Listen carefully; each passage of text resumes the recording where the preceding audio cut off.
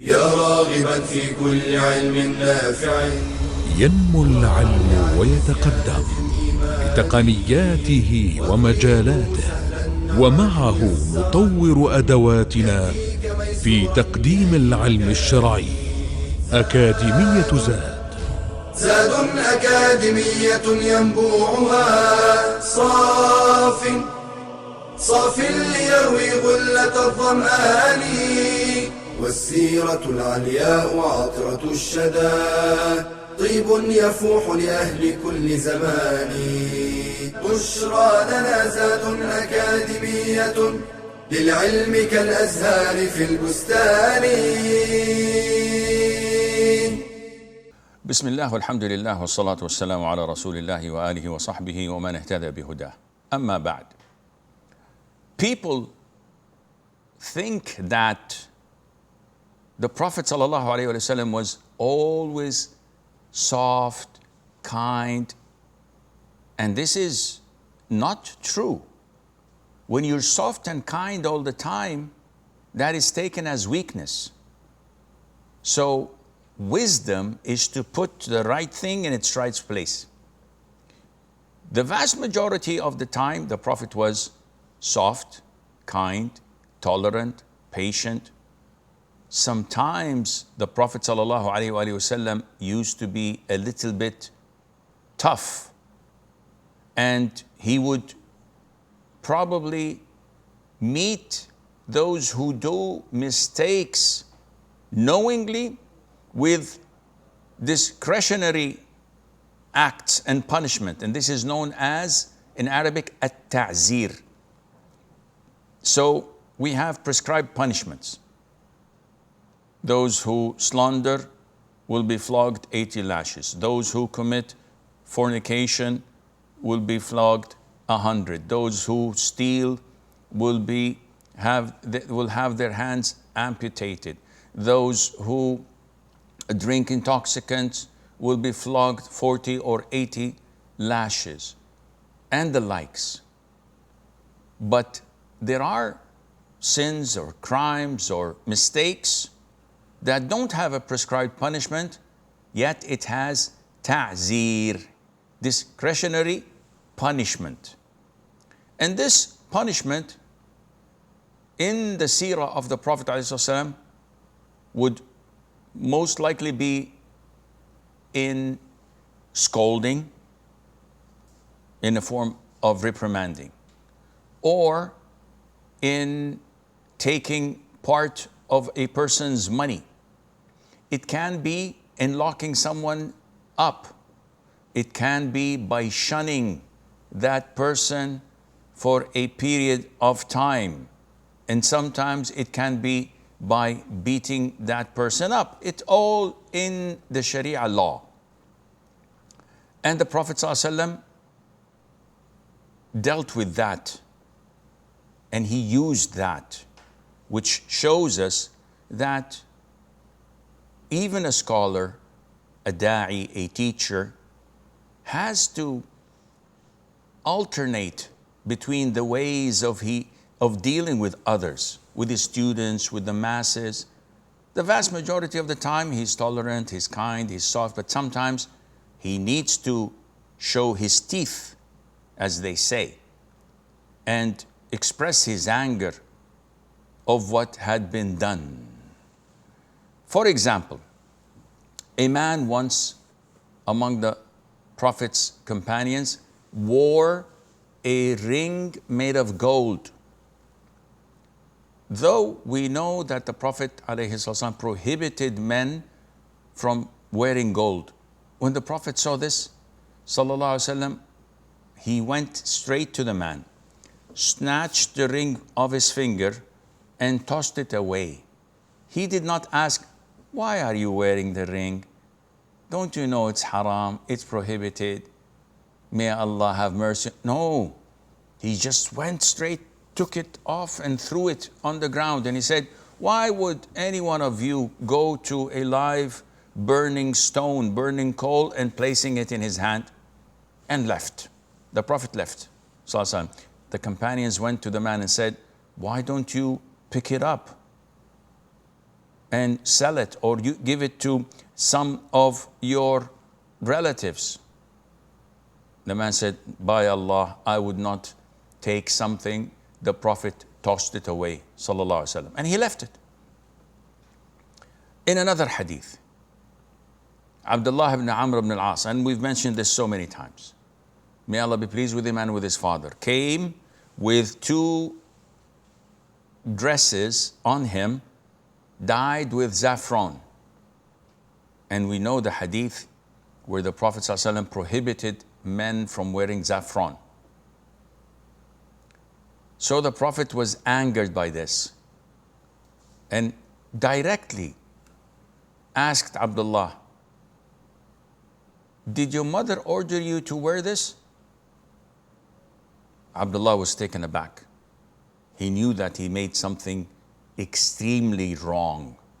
So he said, O Prophet of Allah, shall I wash them off? And the Prophet said, no, burn them. And that was a discretionary punishment. Because he knew the ruling, he may forgot, he may thought it wasn't a big deal. And that was imitating either women or the disbelievers, and the Prophet ordered him to burn it so that he would be an example for others. Sometimes this discretionary punishment can be through wealth, through money.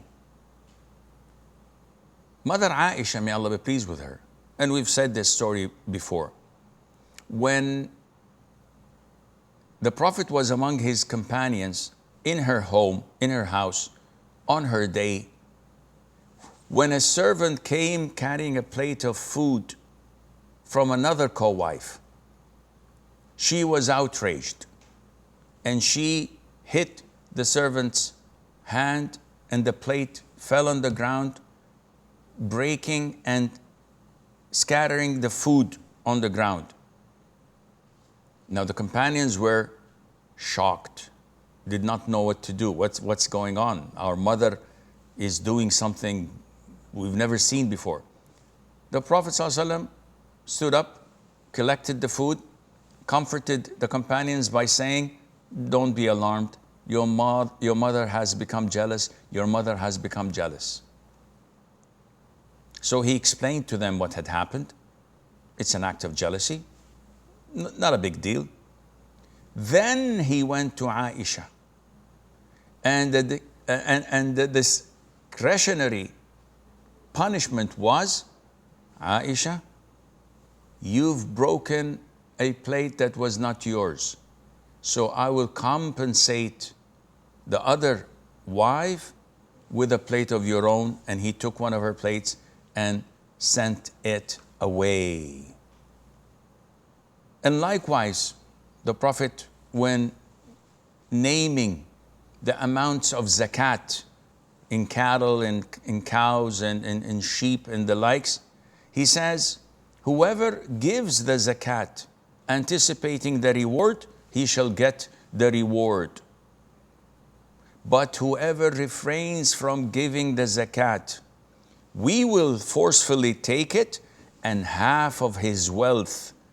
And this is a punishment from Allah Azza wa Jal. So the discretionary punishment of taking half of his wealth as a penalty for refraining from giving the zakat. Sometimes the discretionary punishment would be through shunning. Like when his wives, may Allah be pleased with them, kept on insisting, we want more money, we want more allowance, we want more provision. And they know that the Prophet has nothing, alayhi salam. Whatever he gets, he gives to the Muslims. So he shunned them for a whole month, not talking to them, not seeing them, not visiting them. And he stayed in a small chamber in the masjid. And that was mentioned also in the Quran.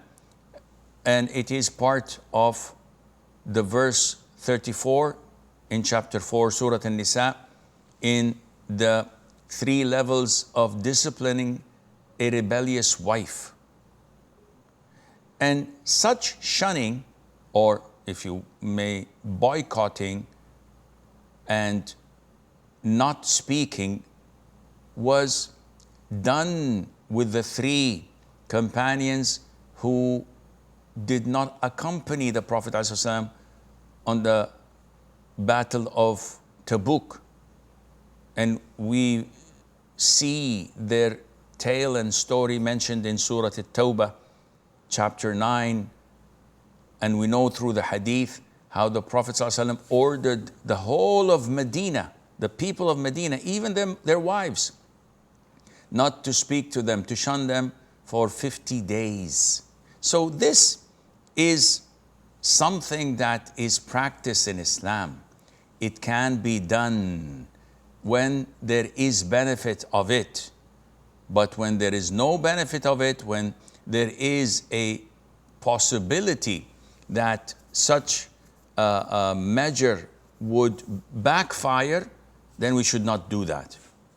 Sometimes it's very easy to shun a relative or a friend.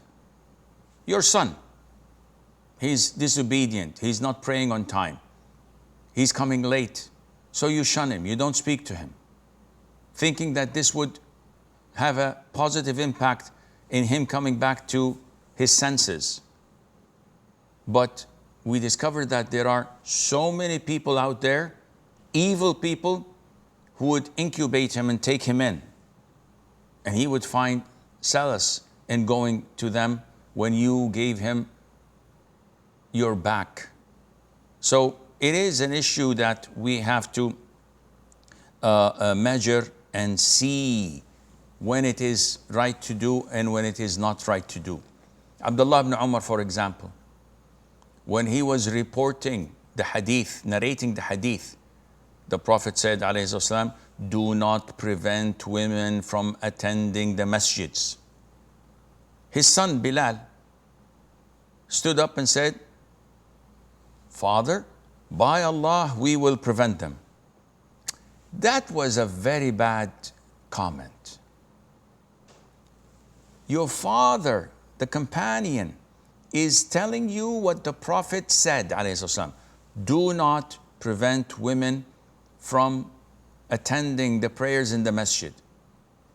And you, just because you've seen some of the wrong practices of some women, you say, by Allah, we will prevent them, as if you're contradicting the hadith of the Prophet ﷺ and going against it. Abdullah ibn Umar lost it.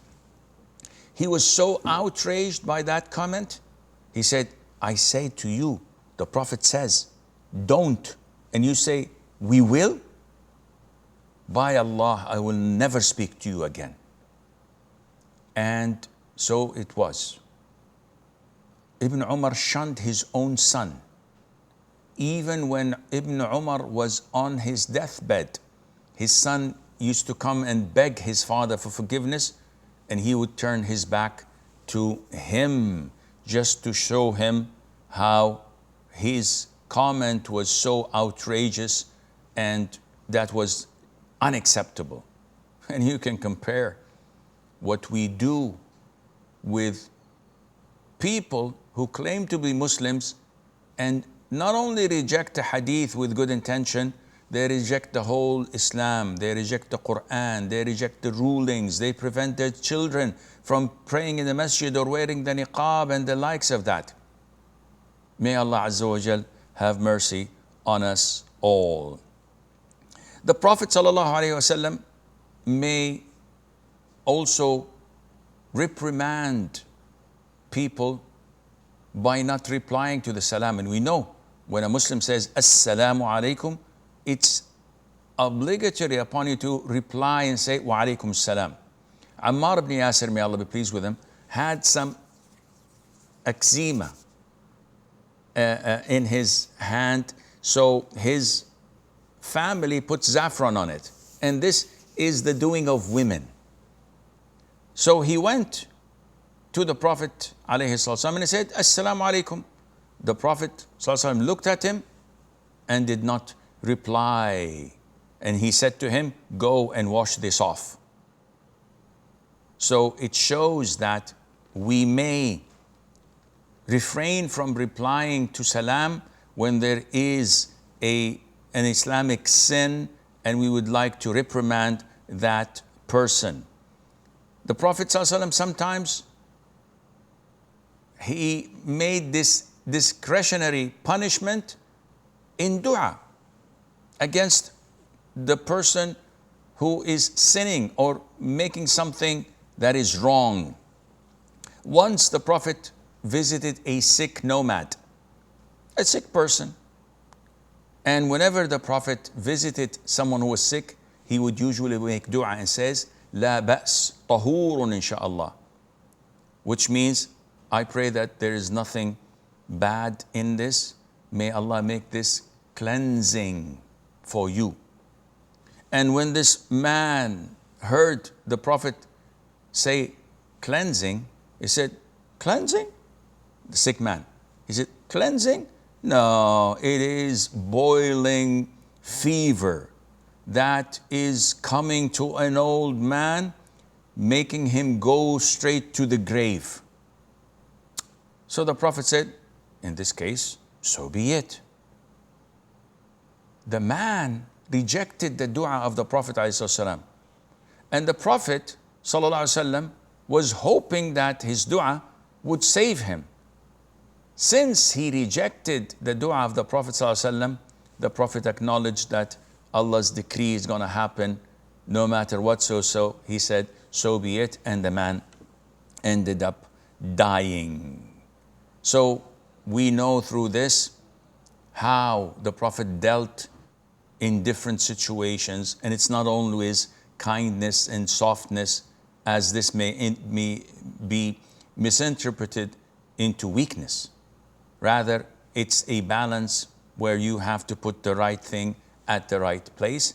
هذا والله أعلم ونسبة العلم إليه أسلم وصلى الله وسلم وبارك على عبده ورسوله نبينا محمد. يا راغبا في كل علم نافع ينمو العلم ويتقدم بتقنياته ومجالاته، ومعه نطور أدواتنا في تقديم العلم الشرعي. أكاديمية زاد أكاديمية ينبوعها صاف ليروي غلة الظمآن، والسيرة العلياء عطرة الشدى طيب يفوح لأهل كل زمان. بشرى لنا زاد أكاديمية للعلم كالأزهار في البستان.